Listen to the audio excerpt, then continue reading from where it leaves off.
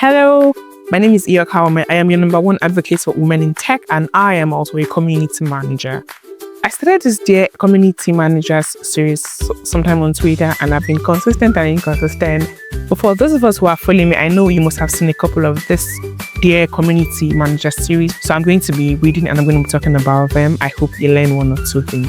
The very first one I have here is, Dear Community Manager, do you know the peak hour or time of your community?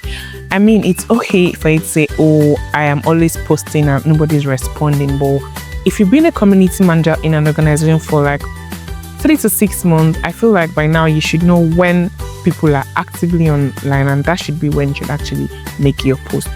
Dear Community Manager, do you know who your most active community member is? You should, as a community manager, because empathy is part of a skill set that is very core. Do you notice when this person is away? And if you notice, do you reach out to know what's up? Doing that would make them know that you really care about them as their community manager. Dear community manager, do you give your community managers a room to suggest, or you just come and say, guys, we are doing this? No.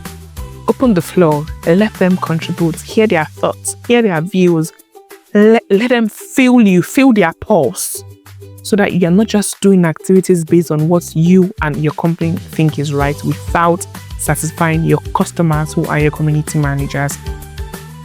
Dear community manager, do you know that you should launch programs based on your members' interests and ensure that it is in line with what they want and also in line with your organization's value? It is very, very important. Don't just host webinars because you want to form activity as community manager. No, it has to be in line with your organization's value and in line with your community manager's interest, with your community's interests.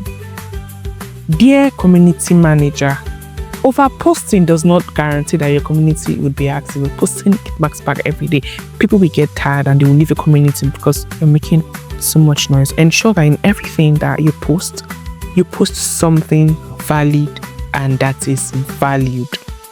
Dear community manager, I get that you want the easy life, but do you know that for a new community, you should start doing things manually first? Don't rush to start using tools. Tools are great, but you need to sit back, watch, listen, check what works for that particular community. Because, for instance, now a community for traders, if you're a community company for a company whose whose target audience are traders in the market, you cannot use Slack for them because it wouldn't work. What would most likely work for such women could be WhatsApp.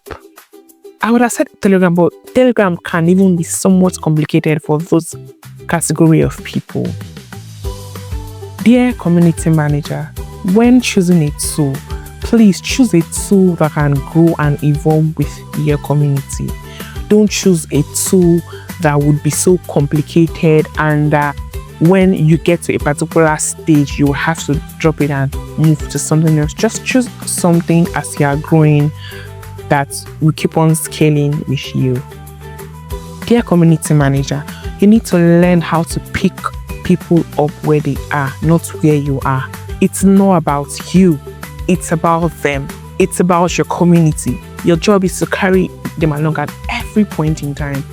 And finally, in all that you do, dear community manager, never, ever, ever work in silos.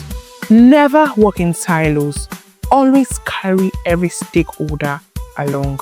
Be it your product manager, be it your engineer, be it your business dev, be it your customer support.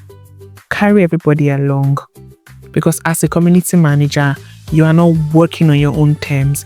You are working on the terms of your customers who are your community members and on the terms of the company that involves these people who form your team. I hope we've learned one or two from here. Please feel free to drop yours in the comment section. Thank you very much for watching. Please do not forget to like, follow, or subscribe to my YouTube channel. Bye.